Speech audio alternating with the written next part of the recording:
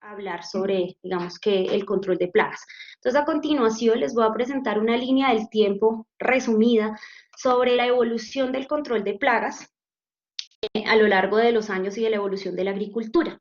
Entonces, en el año 2500 a.C., las personas comienzan a utilizar compuestos de azufre para controlar ácaros e insectos.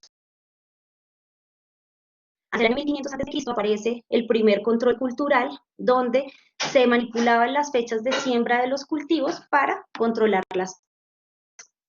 En el año 1200 a.C. en China se usan plantas como fungicidas para tratar semillas. Es entonces en esta época donde se reporta el primer uso de pesticidas botánicos.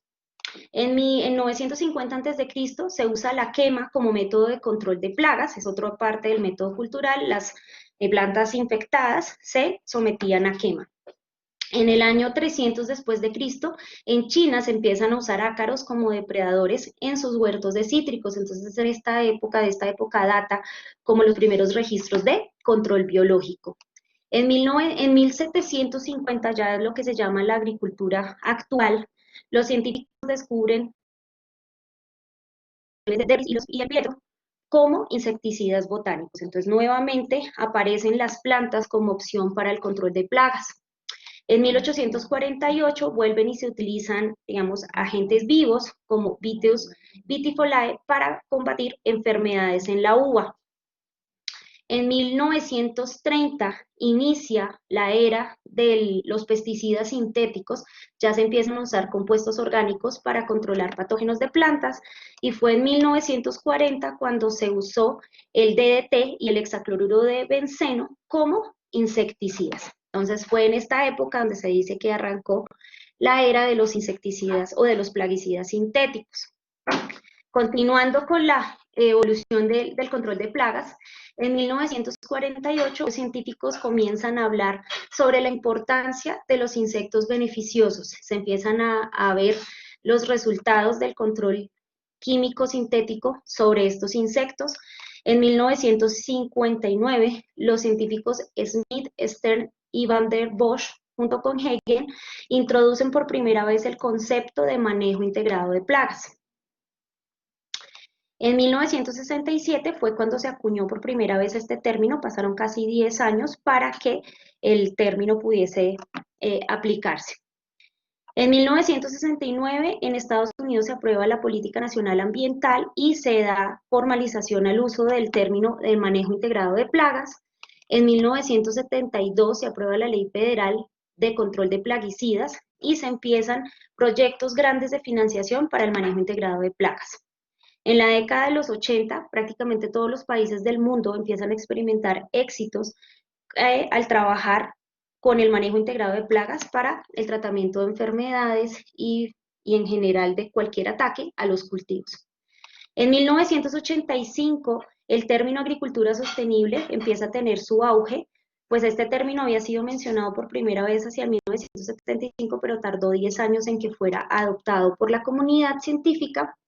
Y pues ya en 1996 se empieza la comercialización de los primeros cultivos transgénicos genéticamente modificados.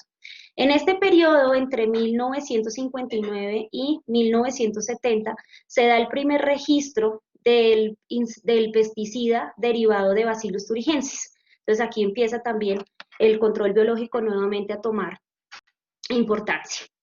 Entonces, antes de continuar, quisiera como hacer una clasificación de los pesticidas, como para cuando se hable de varios de estos términos, pues entendamos a qué nos estamos refiriendo.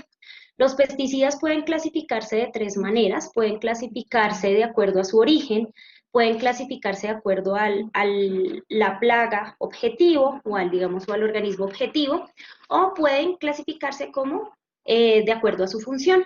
Entonces tenemos insecticidas de origen orgánico, entre los que tenemos los naturales y los sintéticos de origen inorgánico y de origen biológico. Entonces es claro aquí que se diferencia lo que es el control biológico del control con derivados de plantas, por ejemplo. En cuanto a la clasificación por digamos, el organismo objetivo, pues tenemos los acaricidas, algicidas, avicidas, bactericidas, fungicidas, herbicidas, insecticidas, larvicidas, molusquicidas, entre otros. y por su función pues tenemos que pueden ser deterrentes alimentarios, deterrentes de la oviposición, repelentes, atrayentes, fumigantes, reguladores del crecimiento de los insectos o en algunos casos tienen funciones sinérgicas. De toda esta historia que les he contado hasta el momento, en la década de 1940 a 1960 se denominó, en las décadas, perdón, se denominó la edad oscura del control de plagas. ¿Por qué se denominó así? En esta época, pues empezó, debido a que los pesticidas de origen sintético eran tan eficientes, se empezó a dar la excesiva dependencia de estos y un uso desmedido y exacerbado de este tipo de productos. Y pues empezaron a notarse en esa década, pues fue rápidamente, toxicidad en organismos no objetivos, de la capa,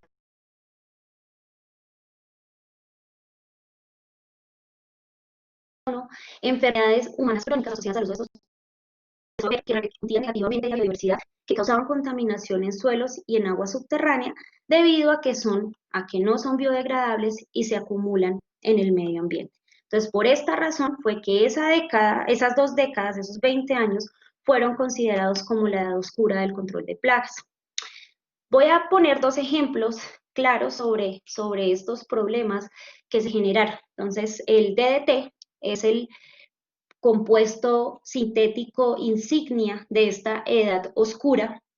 ¿Por qué? Porque pues fue el primer insecticida que se utilizó efectivamente, en primer lugar para el control de insectos transmisores de enfermedades. Lo descubrió, digamos, esa aplicación la descubrió Paul Hermann Müller y eso le confirió el Premio Nobel de Fisiología o Medicina en 1948. En principio ese era su uso, pero posteriormente se extendió a usarlo en otros cultivos. Desafortunadamente, años después, se vio que tiene una lenta conversión en sustancias no tóxicas en pocos periodos, es decir, su latencia activa es de 8 años o más, tiene poca solubilidad en agua y no se elimina por la orina en caso de que sea ingerido, tiene gran solubilidad en grasas, por lo cual es fácil de acumularse en tejidos. Los primeros seres de sangre caliente o seres vivos que, digamos, seres de sangre caliente como las aves, fueron los primeros que registraron las alteraciones causadas por DDT. ¿Por qué razón? Porque acumulaban en sus tejidos DDE, que es un derivado del DDT, que afectaba la reproducción particularmente de las aves. Afectando la reproducción, ¿por qué? Porque los cascarones de sus huevos se volvían demasiado frágiles y no podía pues completarse todo el ciclo de vida. Empezaron a aparecer resistencias de algunos insectos al DDT mediante mutaciones genéticas. Las mutaciones genéticas que se encontraban era que los insectos adquirían mayor tamaño, la capa de quinina se hacía menos permeable a este compuesto, tenían mayor cantidad de grasa para almacenar el DDT y pues adquirían cambios en sus hábitos.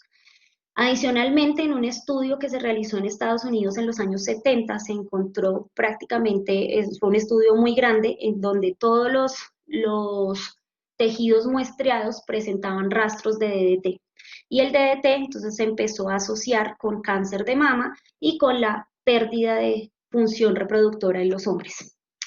Entonces, en 1962, la científica y ecologista Rachel Carson fue la primera en alertar a la humanidad sobre el peligro del DDT en el libro publicado, en el libro que ella publicó, denominado Primavera Silenciosa, en el año 1962. Otro, digamos, agente que ha causado, digamos, controversia por su uso es el 2,4-D o ácido 2,diclorofenoxiacético. Este herbicida fue desarrollado durante la Segunda Guerra Mundial por Judas Hirschig y colaboradores para incrementar los rendimientos de los cultivos durante la guerra. Fue el primer herbicida selectivo exitoso para el control de malezas en cereales. Se popularizó desafortunadamente este compuesto porque fue utilizado en la guerra de Vietnam como parte del defoliante del agente naranja que contenía dioxinas que eran altamente tóxicas. La exposición a esta sustancia genera enfermedades como coma de no Hodgkin, entre otras alteraciones en el sistema, y pues la controversia principal asociada al uso de 2,4-D, si bien su toxicidad no es tan elevada como la de otros productos, se ha encontrado que este herbicida generalmente está contaminado o mezclado con dioxinas cloradas, que son sustancias cancerígenas y teratogénicas. Hay en muchos países de Europa donde por esta razón han prohibido su uso. Entonces, estos son dos ejemplos apenas como para mostrar que esa era digamos, del desarrollo de los pesticidas sintéticos no fue tan beneficiosa como se pensaba. Entonces, pues eso nos llevó a volver a lo esencial. Pues, si bien tenemos en cuenta que el uso de productos naturales de origen vegetal y en general el control biológico se desvaneció mucho cuando aparecieron los pesticidas sintéticos, nuevamente se volvió a dar el interés en usar productos naturales como con el objetivo de cuidar la salud humana y la seguridad ambiental. Actualmente, pues tenemos una tendencia mundial hacia el consumo de alimentos producidos con productos fitosanitarios seguros y preferiblemente naturales, y pues ya la detección de residuos peligrosos de pesticidas en alimentos ha aumentado la conciencia de los consumidores y están exigiendo actualmente alimentos más seguros. Entonces, en este sentido, los pesticidas botánicos vuelven a jugar un rol muy, muy importante para el tema de la agricultura sostenible. Entonces, antes de hablar como tal es importante definir qué es la agricultura sostenible, que también es, digamos, uno de los temas centrales de la charla. La agricultura sostenible podemos decir que es aquella que a largo plazo va a contribuir a mejorar la calidad ambiental y los recursos básicos de los cuales va a depender la agricultura, satisfaciendo las necesidades básicas alimenticias de los seres humanos, siendo económicamente viable y permitiendo mejorar la calidad de vida tanto del productor como de la sociedad. La agricultura sostenible debe permitirle a las futuras generaciones que sus recursos naturales no vayan a verse afectados por, digamos, que nosotros tener esa seguridad alimenticia garantizada. Entonces, digamos que esta es la base de la agricultura sostenible. Entonces, lo importante que debemos garantizar es la producción de alimentos sanos y seguros a un costo razonable de producción que, digamos, tenga una dimensión socioeconómica sostenible, ¿de acuerdo? Entonces, en ese sentido, la biodiversidad y la agricultura sostenible tienen un vínculo, digamos que indisoluble, pues la biodiversidad va a desempeñar un papel crucial en la seguridad alimentaria, en la nutrición, en los medios de vida y la prestación de servicios ecosistémicos. Adicionalmente, el reto que tiene la agricultura sostenible es lograr aumentar la producción para satisfacer la creciente demanda de alimentos y energía, conservando al mismo tiempo la biodiversidad y reduciendo la presión sobre los recursos naturales. Entonces, aquí es importante resaltar que una de las maneras de garantizar una, una conservación de la biodiversidad ligada a una agricultura sostenible es tener digamos que darle un aprovechamiento y un uso a esa biodiversidad de tal manera que genere una cultura que la valore, pues esto que le va, digamos, además de estar presente allí y de darnos unos beneficios ambientales importantes, nos va a traer unos beneficios adicionales. En cuanto a los bioplaguicidas, según la FAO, son sustancias naturales o agentes de modificación genética que van a incluir pesticidas bioquímicos y pesticidas microbianos. Según la composición y la fuente de este bioplaguicida, se pueden dividir en bioplaguicidas microbianos, en pesticidas botánicos y en pesticidas animales. Digamos que nuestro tema de hoy son los pesticidas botánicos. Entonces, en un encuentro que se llevó a cabo en China en el año 2014, estos investigadores definieron pesticidas botánicos como una estrategia ecoquímica y sostenible en el manejo de plagas, gracias a su naturaleza biodegradable, a la capacidad de alterar el comportamiento de las plagas objetivo y a su perfil de seguridad favorable. Y entonces, en este caso, pues lo que se espera es que los pesticidas a base de plantas empiecen a jugar un papel muy importante en el logro de la revolución verde, que finalmente es lo que estamos buscando. Entonces aquí Lengain y colaboradores hicieron una comparación bien interesante entre los pesticidas sintéticos y los pesticidas botánicos. Los pesticidas sintéticos entonces lo hicieron en términos de su aplicación, de su modo de acción, de digamos su eficacia, su degradación y como los beneficios finales. Entonces nos vamos dando cuenta que pues el nivel central son los cultivos y vamos viendo las diferencias. Entonces, digamos que tiene que hacerse, digamos, mensualmente o semanalmente como un tratamiento con estas sustancias, lo que quiere decir que son muy persistentes, mientras que con los pesticidas botánicos, pues puede ser que se haga en nivel de horas. Básicamente lo que buscan los insecticidas sintéticos o los pesticidas sintéticos es aniquilar al organismo y pues que son tóxicos, y en cambio en los pesticidas botánicos podemos encontrar que tiene interferencias con la morfología y la fisiología, puede regular el crecimiento, tener repelencia y en algunos casos pues aniquilar a su objetivo. Esto permite, digamos, al tener estos otros métodos de control, que no se altere tanto, digamos, como los ecosistemas en los que están involucradas estas plagas.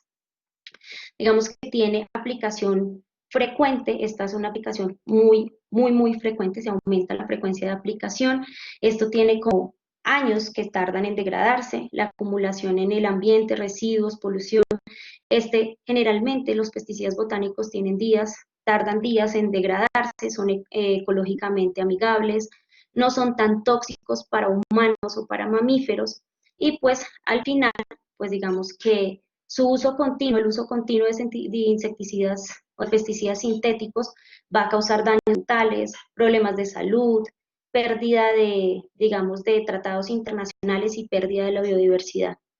En cuanto a los pesticidas botánicos, si los adoptamos y seguimos estudiándolos, pues va a tener beneficios sobre la salud humana, pueden ser ambientalmente seguros, digamos, van a tener un acceso más fácil al mercado y nos van a garantizar una agricultura sostenible.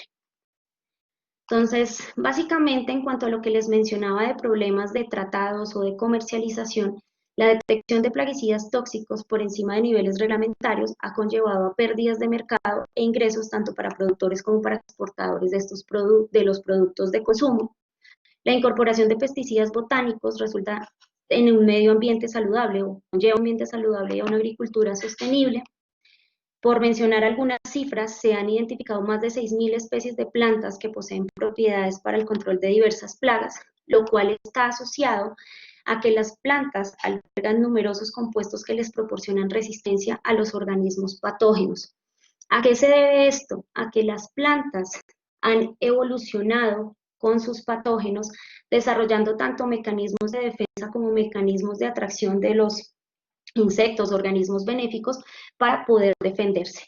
Entonces, en este sentido, el conocimiento de las plagas a las que son resistentes ciertas plantas nos puede proporcionar pistas útiles para predecir qué plagas pueden ser controladas por compuestos producidos por una especie de planta en particular. Y este precisamente es el enfoque que ha llevado al descubrimiento de diferentes pesticidas botánicos. En este caso, entonces voy a presentarles unas tablas reportadas por Pavela en el año 2016, donde nos menciona algunos pesticidas botánicos que ya son de uso comercial. Entonces tenemos, por ejemplo, la especie Allium sativum, que digamos tiene como compuestos activos compuestos azufrados. Se vende con el nombre comercial Ajonei, Eco, Z, entre otros, y pues básicamente el ajo tiene como, no tiene un modo tóxico de acción y puede leer plagas, digamos, e insectos. Tenemos acá la nona escuamosa, que tiene como la anonina como principio activo, se vende como anosón y pues su modo de acción está relacionado con que exhibe, digamos, actividad insecticida y fungicida y inhibe el complejo 3 de la mitocondria o a nivel mitocondrial. Tenemos otro de los insecticidas exitosos, la azadiractina indica, el conocido árbol del NIM, que tiene como principios activos la azadiractina, la salanina y la nimbina. Se vende con diversos nombres como el Neem Asal, Acera, Margosum, etcétera, etcétera. Y pues básicamente la función principal de este plaguicida es tener efecto sobre la acetilcolinesterasa en insectos y básicamente lo principal que se reporta es actuar como antialimentario. Se aplica en las plantas lo absorben y lo asimilan y los insectos, digamos que van a consumirse la planta, sufren ese proceso de deterrencia alimentaria y no la consumen.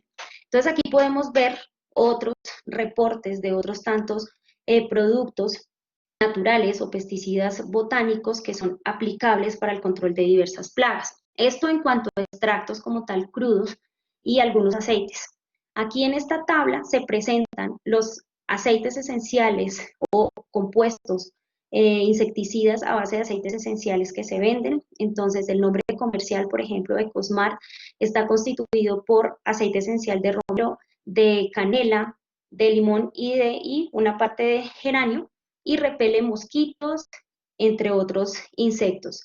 Bedwood Killer for Travel, digamos que es el Eco Smart en Estados Unidos, tiene menta y romero. Y así vemos otros tantos insecticidas derivados de aceites esenciales que tienen aplicaciones específicas y que ya están disponibles comercialmente, para los cuales no hay ninguna restricción hasta el momento. Son ampliamente utilizados y no se ha encontrado toxicidad eh, para ningún mamífero ni insectos benéficos o insectos no objetivos. Aquí vemos, por ejemplo, la toxicidad de ciertos ingredientes activos de los pesticidas botánicos más comunes en miligramos por kilogramo, donde vemos que la nicotina, la rotenona, la sabadilla, la riana, piretrinas, el limoneno, el linanol, el aceite de neem y el aceite de pongam presentan dosis letales altas y también presentan, digamos que dosis letales a nivel dérmico también altas, lo que quiere decir que no tenemos digamos, un riesgo tan alto al exponernos a estas sustancias. Sin embargo, pues vale la pena resaltar que el hecho de que sean sustancias naturales no quiere decir que no sean tóxicas y que no vayan a tener, digamos, daños o no vayan a causar daños con el medio ambiente. Eso debe hacerse con estudios completos y complejos para verificar realmente que no van a causar un daño, pero el simple hecho de que estas sustancias sean derivadas de la adaptación de las plantas a su entorno o a la ecología a la que se ven enfrentadas, pues nos da de cierta manera una garantía de no tener problemas a largo plazo. Entonces ya para entrar en la tercera fase de la charla, pues voy a hablarles de las investigaciones que hemos llevado a cabo nosotros, pues apoyados por MinCiencias, por la Pontificia Universidad Javeriana, por el Grupo de Investigación Fitoquímica particularmente, por la Universidad Nacional de Colombia, específicamente por el grupo KIPRONAP, el Grupo de Investigación de Química de Productos Naturales Bioactivos del Departamento de Química. Desde hace más de 12 años hemos venido trabajando en conjunto para la búsqueda de sustancias que nos permitan el control de insectos plaga que atacan o que afectan productos almacenados y de hongos que afectan cultivos de interés agrícola como el cultivo del cacao. Pues nosotros digamos que nos interesamos en el uso de plantas como pesticidas, teniendo en cuenta lo que les mencionaba anteriormente, que las plantas han coevolucionado para, digamos, responder tanto a sus agresores o a sus atacantes como para atraer organismos benéficos. Adicionalmente, solo una pequeña porción de las plantas ha sido investigada y más hacia un enfoque agrícola. Entonces las plantas tienen estas características tan importantes gracias a la diversidad de metabolitos secundarios que presentan, que tienen actividades muy importantes. Entonces, en nuestro estudio, nos hemos enfocado en tratar principalmente dos plagas, que son Cytophilus siamais, conocido popularmente como el gorgojo del maíz, Tribolium castaneum, conocido popularmente como gorgojo rojo de la harina o gorgojo de la harina. Y en cuanto a los agentes para el control de hongos fitopatógenos, principalmente hemos trabajado con Monileuctora rorreri, que causa moniliniasis en cacao, y la Pseudiploidea theobromai, que es causado como por la muerte negra en cacaola, digamos, las manchas negras en cacao. En cuanto a los estudios que hemos realizado en productos almacenados, pues nos interesamos en estos dos insectos porque son dos insectos que prácticamente coexisten.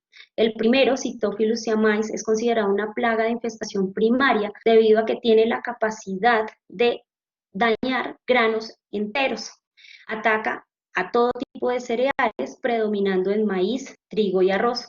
Una vez Cytophilus ha hecho el daño en los granos sanos, aparece Tribolium castaneum, que es denominado una plaga de infestación secundaria de granos enteros, pero de infestación primaria de harinas. En este caso, cuando ya hay harina generada por este insecto, aparece este otro, Tribolium castaneum. En estudios recientes se ha demostrado que hay una interacción mediante feromonas donde después de que aparece Cytophilus, hay una comunicación química contribuyen un castaneo y ellos prácticamente coexisten cuando empieza el ataque por las plagas. ¿Qué causan estos dos insectos? Pérdidas de peso en el producto, cambios en el valor nutricional, daño en su calidad, contaminación por insectos muertos y excrementos, y eso da origen a posteriores infestaciones por hongos u otros microorganismos. En nuestro caso, para el control de plagas de almacén, como les mencionaba, esta es la investigación más antigua que llevaba haciendo el grupo de investigación el equipo de investigación que les mencionaba. Desde el año 2008 empezamos a estudiar la aplicación de extractos, aceites esenciales y puestos puros para el control de estas dos plagas, enfocándonos en su efecto como fumigantes, repelentes, como disuasores alimentarios o con actividad antialimentaria, y adicionalmente con las sustancias promisorias hemos hecho algunos estudios de efectos en la reproducción y mecanismos de acción.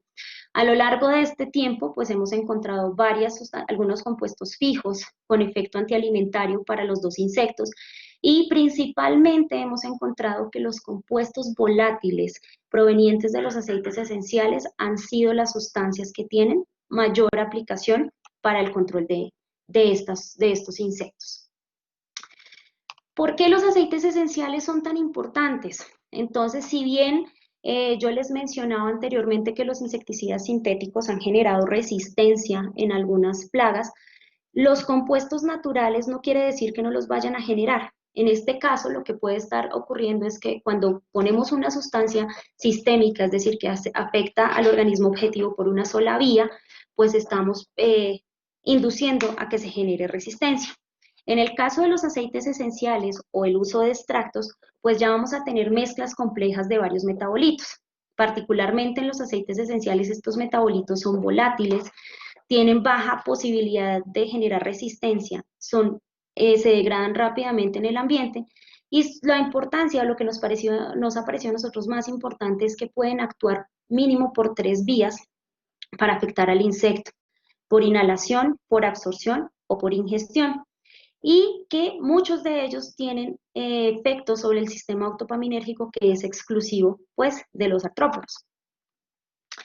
Voy entonces a describirles la investigación más reciente que estamos desarrollando. Entonces voy a dividir la investigación que hemos hecho en los dos insectos, primero por aceites y luego con compuestos puros. Entonces en Cytophilus siamais, el último estudio que adelantamos, basándonos en todas las, digamos, evidencias que hemos tenido durante estos 12 años de trabajo, se seleccionaron 56 aceites esenciales para hacer como su screening o su selección de actividad fumigante, luego determinar su caracterización química por cromatografía de gases, espectrometría de masas, y determinar otros efectos que puedan tener estos aceites. ¿Por qué fue importante volver a hacer un estudio sobre una población tan grande de aceites esenciales? Cuando nosotros buscábamos en la literatura sobre los ensayos de actividad para evaluar toxicidad fumigante, encontramos que hay muchas metodologías diversas, no hay ninguna metodologías estándar o establecidas para evaluar este tipo de toxicidad, y pues depende del insecto que estemos utilizando, requiere o no hacerse una modificación.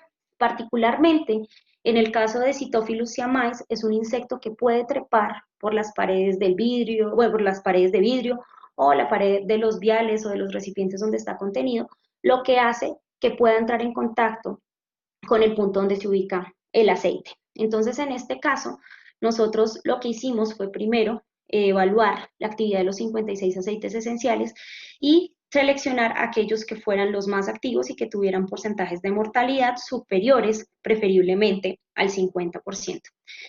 Con estos aceites esenciales hicimos un segundo estudio que correspondió a evaluar un segundo método. El método en el que nosotros evaluamos acá se denomina el método de vial en vial, donde se supone que el insecto no debe entrar en contacto con el papel que contiene el aceite.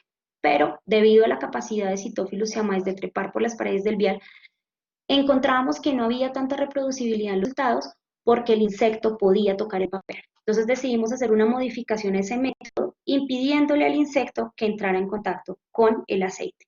Y aquí vemos los resultados.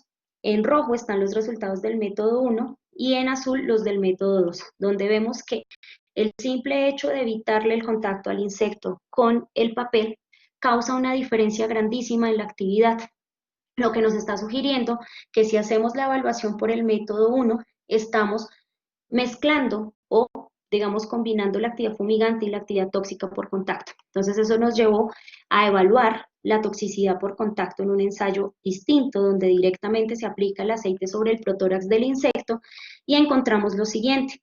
Esta línea que se ve acá arriba, verde, es, digamos, como los resultados de mortalidad con el ensayo del método 2, por decirlo así, y acá en las líneas o en las barras encontramos los resultados de la actividad por contacto. Entonces, como nos damos cuenta, hay algunos aceites esenciales que efectivamente su único efecto es fumigante y hay algunos otros donde tiene efectos combinados, efectos tanto fumigantes como tóxicos por contacto, y hay algunos donde principalmente el efecto es tóxico por contacto, como en el caso de Ocotea-SP, donde vemos que la actividad fumigante por el método 2, donde se evitaba el contacto, disminuyó muchísimo y la actividad por contacto fue muy buena a las 3 dosis evaluadas. Entonces, en este estudio encontramos que de los 56 aceites esenciales, 24 ejercieron actividad fumigante mayor al 40%, pero de esos 24 solo 14, digamos, eran netamente fumigantes. Los otros 10 adicionales presentaban o actividad tóxica por contacto o las dos actividades. Entonces, en estos de aquí son los que, digamos, que encontramos que tienen o las dos actividades o solo toxicidad por contacto. Entonces, en este caso nos dimos cuenta de la importancia de estandarizar los ensayos y de hablar de qué tipo de insecto estamos manejando. Pues así es, ha sido un poco complejo comparar con los resultados reportados en la literatura. Adicionalmente, con algunos de estos aceites, con los más promisorios, se han hecho algunos estudios de inhibición de algunas enzimas de importancia en insectos, como es el caso de la acetilcolinesterasa, encontrando pues que, digamos, no es tan fuerte esa actividad sobre esta diana. Entonces, lo que nos podría sugerir que el aceite está actuando por una vía distinta. Eso también nos trae una ventaja, pues no solo los insectos tienen acetilcolinesterasa. En cuanto a la caracterización química de los aceites, pues encontramos una diversidad química muy amplia, encontramos monoterpenos, esquiterpenos, fenilpropanos y otros compuestos, principalmente de tipo hidrocarburo, presentes en los aceites más promisorios, razón por la cual, digamos que se propone o se propuso evaluar la actividad de varios de los compuestos presentes en estos aceites para verificar quiénes eran los responsables de la actividad. Entonces, con Tribolium castaneum que hemos hecho en cuanto a aceites esenciales, se hizo también un estudio muy similar al que se hizo con Cytophilus. En este caso se utilizaron 45 aceites y en este caso también se hizo un estudio de actividad fumigante. Aquí sí no hubo necesidad de cambiar el método porque este es un insecto que no tiene la capacidad de trepar por las paredes del vial, entonces estábamos garantizando que no había contacto. De esos aceites esenciales, pues encontramos que 23 presentaron actividad o una mortalidad sobre Tribolium castaneum superior al 60%. ¿Por qué dejamos un rango más alto para Tribolium que para Cytophilus? Porque Tribolium castaneum se caracteriza por ser uno de los insectos más resistentes y que ha desarrollado resistencia a 36 plaguicidas distintos. Entonces, digamos que quisimos poner el umbral un poco más alto para verificar que las sustancias que estuviéramos encontrando aquí fueran las más, digamos, las más promisorias en el sentido. Adicionalmente, seleccionamos los aceites y les evaluamos la inhibición sobre acetilcolinesterasa, encontrando que los aceites de Piper nigrum y Rosmarinus officinales tienen una concentración inhibitoria 50 de la enzima alta comparada con su CL50 sobre los insectos, lo que nos indica que seguramente tampoco está ejerciendo o su mecanismo de acción principal no es la inhibición de la enzima. En cuanto a la composición química de esos aceites activos o promisorios, pues nos dimos cuenta que los más representativos en su composición eran los monoterpenos y los fenilpropanos, siendo estos compuestos los que al parecer están influyendo en la actividad insecticida exhibida por los aceites. En cuanto a los compuestos puros, pues ya teniendo en cuenta que teníamos la composición de nuestros aceites, la actividad sobre los dos insectos, se hizo una selección de 49 compuestos volátiles, donde sobre cada uno de los insectos se evaluaron esos compuestos y se propone o se propuso el diseño de las mezclas de estos compuestos para buscar nuevas alternativas de control. En este caso, ¿por qué se está haciendo esto? Porque desafortunadamente, si bien los aceites esenciales tienen unas ventajas muy altas, como fueron las que ya les mencioné, también tienen unas grandes desventajas. Son de los extractos vegetales que más dependen de la ecología química a la que esté sometida la planta. Los rendimientos de estos aceites generalmente no son muy altos. Los que nos han dado mejores resultados son de plantas nativas, de plantas que no están cultivadas. Entonces eso dificulta un poco el trabajo con aceites. Entonces lo que decidimos hacer fue escoger algunos de los compuestos presentes en esos aceites que viéramos que tenían potencialidad para evaluarlos y poder diseñar mezclas de ellos y proponer así un nuevo agente insecticida. En este caso, hemos avanzado hasta el diseño y elaboración de algunas mezclas y estamos avanzando en todo el proceso de verificar la calidad de las mezclas y algunos mecanismos de acción de estos compuestos y de posibles mezclas. En cuanto a lo que hemos avanzado, pues se puede mencionar que de los 49 compuestos evaluados, 23 presentaron actividad promisoria sobre Cytophilus siamais en el modelo de toxicidad fumigante y 26 presentaron actividad promisoria en el modelo de toxicidad por contacto sobre este adulto. Entonces, encontrando que principalmente, tanto en los compuestos fumigantes como en los compuestos tóxicos por contacto, los que más sobresalen son los monoterpenos y en algunos casos los monoterpenos oxigenados. En cuanto a las mezclas fumigantes sobre Cytophilus, hemos realizado estudios de análisis de superficie de respuesta para el diseño de las mezclas, encontrando que 4 mezclas han presentado efectos sinérgicos sobre el insecto. Con estas mezclas estamos haciendo estudios posteriores para verificar la viabilidad de desarrollo de un producto. En cuanto a las mezclas de toxicidad por contacto, desafortunadamente en este caso no se han encontrado mezclas en las que se logre potenciar el efecto. Máximo se logra una potencialización del 30 y pues nosotros esperamos que para que sea promisorio la potencialización sea ojalá superior al 50%. En algunas mezclas hemos tenido potencialización hasta del 50%, pero pues son consideradas que no son sinérgicas. Entonces, al parecer, el método que estamos usando, debemos refinarlo para poder encontrar mezclas de contacto más eficientes.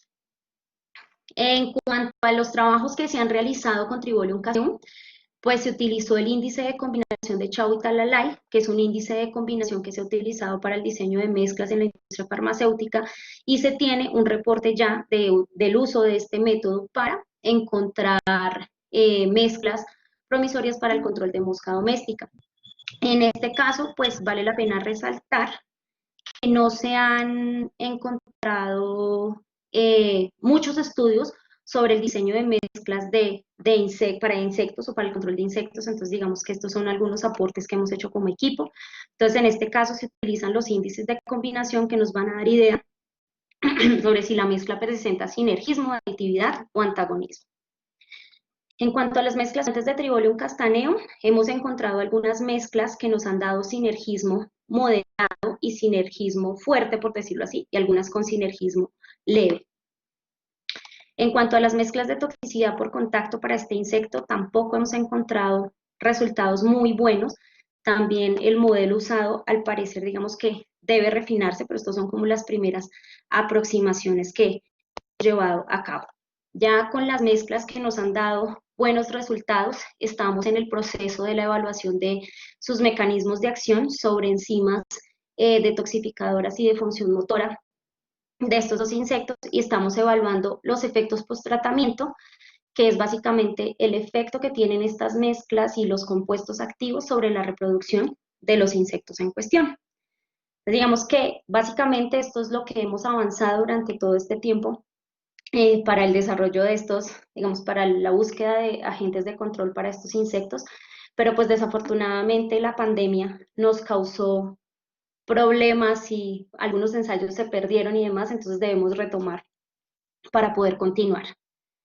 Ya en cuanto a las enfermedades fúngicas, ya la segunda área de investigación de nosotros en cuanto a la parte agrícola, pues digamos que las enfermedades fúngicas en cacao han sido nuestro interés particular, principalmente las causadas por hongos del género Moniloptora, como es Moniloptora rorreri y Moniloptora perniciosa, que son las causantes de enfermedades muy grandes o muy serias en los cultivos de cacao en el país. Moniloptora rorreri es originaria de Colombia, entonces digamos que es muy importante. La escoba de bruja o Moniloptora perniciosa también ha causa grandes pérdidas superiores al 50% en cultivos de cacao.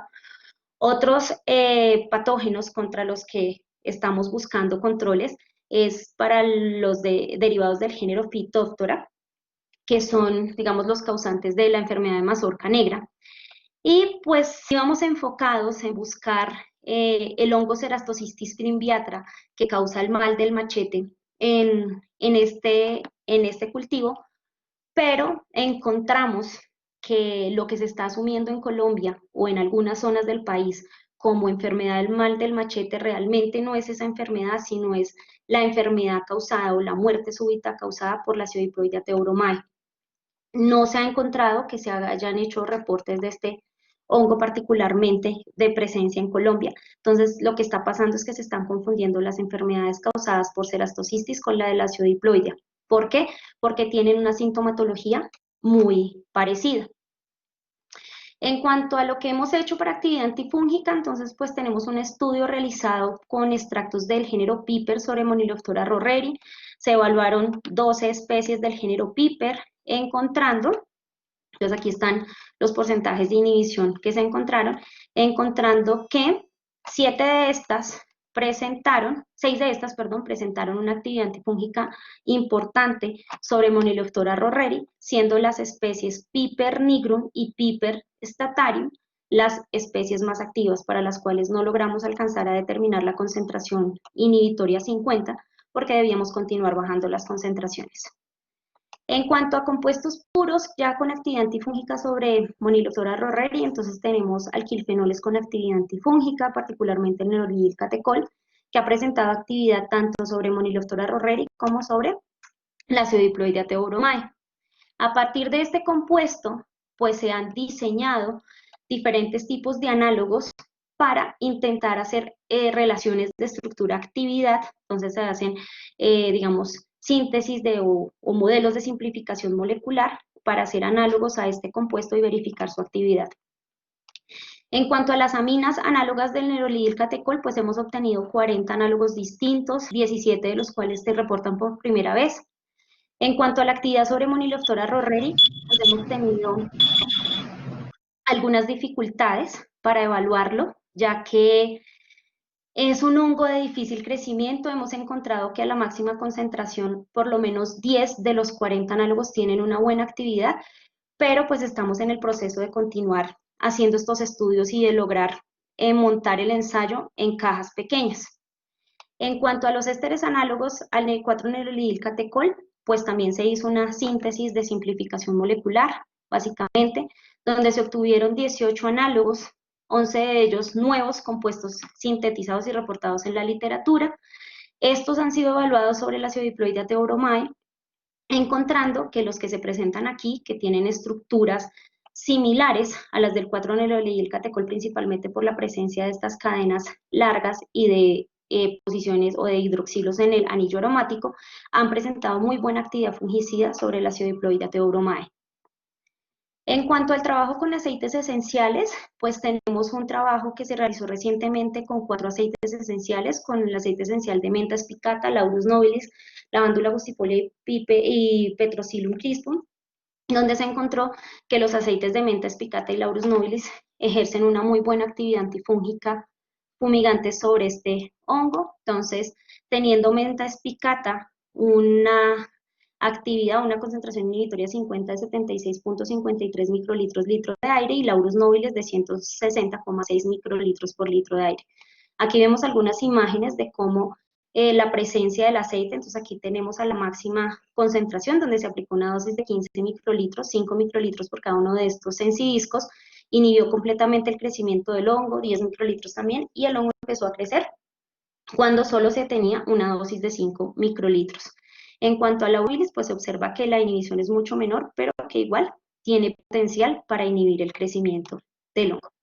Entonces, pues básicamente esto era lo que quería contarles en cuanto a lo que hemos avanzado en esta parte.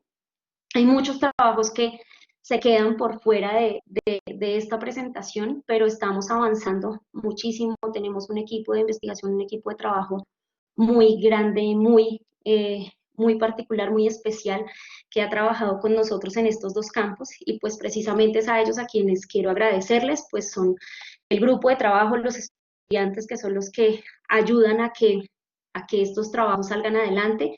En cuanto a la parte del desarrollo de insecticidas, pues agradecimiento especial a William Patiño, Sebastián Oviedo, Luis Fernando Perdomo, Lady Nagles, Paula Vila, Daniela Torres, Jennifer Bustos, Angie Botache y Daniela Reyes, que han sido los que han proporcionado gran parte de los resultados que les presenté hoy.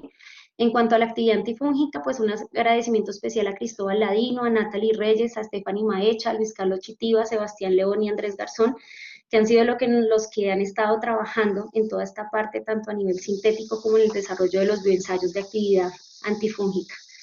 Y pues tampoco puedo dejar de agradecer a mis colegas, que son con quienes he trabajado desde hace muchos años, algunos con el doctor Oscar Javier Patiño, con el doctor Wilman Delgado, el doctor Luis Enrique Cuca. Vengo trabajando desde el año 2006 en todo el desarrollo de este tipo de proyectos, haciendo mi tesis de doctorado y demás. Entonces a ellos les agradezco mucho porque pues en algún momento me abrieron las puertas de su grupo de investigación y pues ahora seguimos trabajando, pero yo ya ahora desde la Javeriana.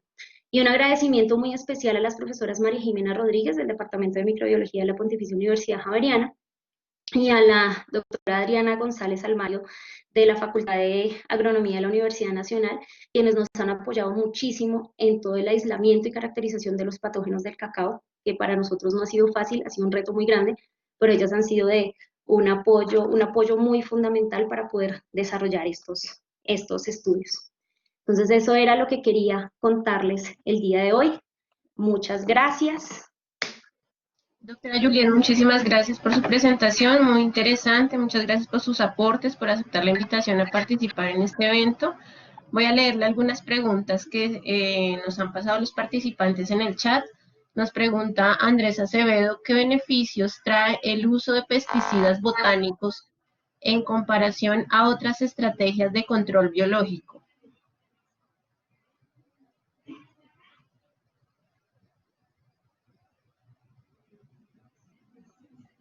Doctora Julián, ¿me escucha?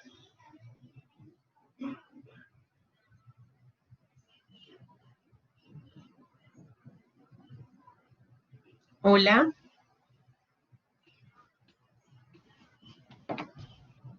Creo que la profe Julia se está reconectando, porque tiene un problema de conexión. Esperemos un Ok, momentico ahí. perfecto.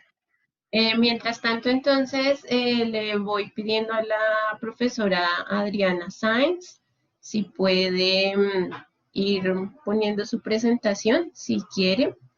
Les voy contando a los participantes que la doctora Adriana Sáenz nos va a acompañar con una charla que se titula Nemátodos entomopatógenos como alternativa para el manejo de insectos plaga. Perdón que hasta ahora se me fue la señal un momento, qué pena contigo, ¿me podrías repetir? Voy a dejar de compartir la presentación a ver si es que de pronto es por eso. Sí, Porque señora, se me tranquila, fue. no hay problema. ¿Me puedes volver a repetir la primera pregunta, por favor? Claro que sí. Nos pregunta Andrés Acevedo, ¿qué beneficios trae el uso de pesticidas botánicos en comparación a otras estrategias de control biológico? Bueno, pues digamos que todas las estrategias de control que sean amigables con el medio ambiente son bienvenidas. Digamos que la dificultad o la ventaja que yo le encuentro más bien a los pesticidas botánicos frente al control biológico es que encontrar un controlador biológico es un tema bastante difícil. Y además de lo difícil que es, pues también puede que al disponer en un cultivo o particularmente en el caso de nosotros dentro de un silo, otros organismos, ya sean microorganismos o insectos benéficos, pues va a dificultar, digamos, el control y va a reducir la calidad de estos productos. Entonces, básicamente yo le veo más la ventaja es porque, digamos que son más fáciles de aplicar, es de pronto un poco más sencillo encontrar la sustancia que es promisoria sobre los insectos o el organismo que uno quiera tratar versus encontrar un agente biológico. Esa sería la respuesta a la pregunta. Ok, muchas gracias. También Andrés Acevedo nos pregunta, ¿los insectos a posteriori pueden generar resistencia a estos metabolitos? Claro que sí. Digamos que el hecho de que sean pues de origen natural no nos quita, o sea, digamos siguen siendo sustancias químicas. O sea, aquí la idea es, o sea, hacemos la diferenciación entre sustancias de origen sintético y sustancias de origen natural.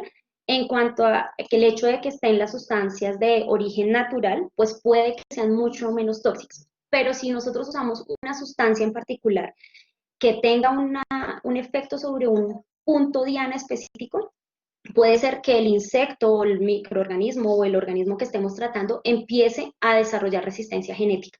Por eso es que ahora está surgiendo tanto el interés de utilizar extractos de varios compuestos que tengan múltiples mecanismos de acción para disminuir el desarrollo de resistencia por parte de los agentes que queremos controlar.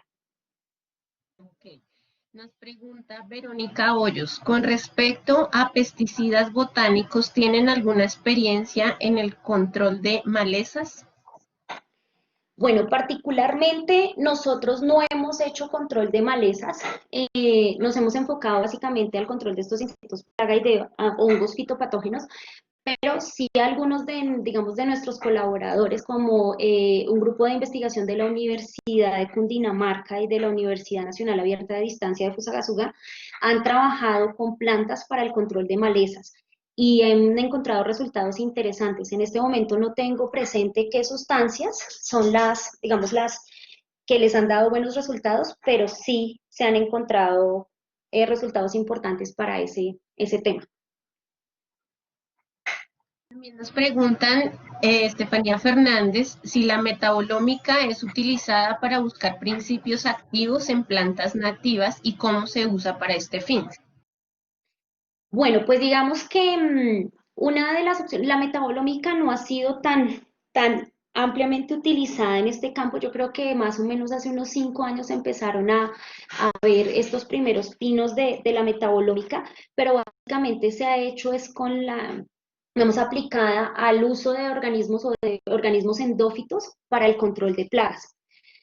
En cuanto a poder hacer, digamos, metabolómica aquí, sería un poco más complejo, por ejemplo, en el caso de los insectos, porque pues requeriríamos hacer extracciones y demás de las enzimas, que es lo que estamos haciendo ahora, pero se podría hacer siempre y cuando tengamos claro cuáles son las dianas, las dianas, los blancos, donde va a afectar al insecto o al microorganismo las sustancias o dónde lo están afectando como para poder utilizar la metabolómica.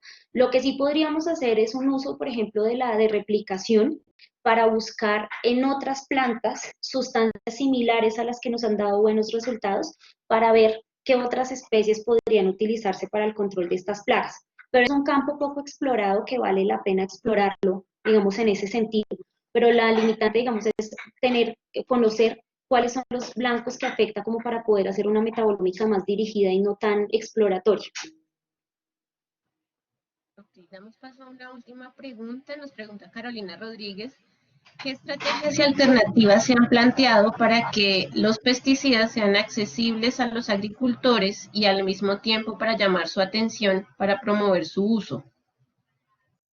Bueno, pues particularmente ahorita, pues digamos que estamos trabajando en un proyecto donde básicamente es involucrar a la comunidad, tanto a la comunidad que se encarga del cultivo de plantas aromáticas o de plantas nativas y a la comunidad como tal arrocera o a la comunidad cerealera y a las personas que cultivan cacao. Digamos que lo primero que se debe hacer es primero una sensibilización sobre la importancia de la biodiversidad digamos, garantizar la agricultura sostenible. Eso es lo primero. ¿Cómo se les puede mostrar a ellos ya con resultados, ya haciéndoles transferencia de lo que hemos encontrado, haciendo estudios de mercado, que eso es lo que ya estamos pretendiendo hacer para ver si logramos sacar un producto derivado de aceites esenciales del departamento de Cundinamarca, de 6 plantas nativas, pues con el objetivo de estimular 2 renglones de la bioeconomía, que sería el de las plantas aromáticas y el de los pesticidas botánicos. Yo creo que la manera más fácil de lograr llegar a los agricultores es yendo hasta allá, hasta su zona, escuchándolos, escuchando sus necesidades y mostrándoles que existen otras alternativas y por qué son importantes esas alternativas. Creo que eso es como el camino correcto, a mi modo de ver, para poder lograr que sean bien aceptadas estas sustancias frente a las de control, los controles sintéticos, por decirlo de alguna manera. Ok, doctora Julián, muchas gracias. Le comento que hay varias preguntas más en el chat. De pronto, si usted puede en la siguiente charla contestar una a una en el chat, le agradecemos. Por Sí, cuestiones de tiempo no podemos seguirlas contestando ahorita, pero le agradecemos nuevamente su participación y su charla muy interesante. muchísimas gracias. Muchas gracias. Invitamos a la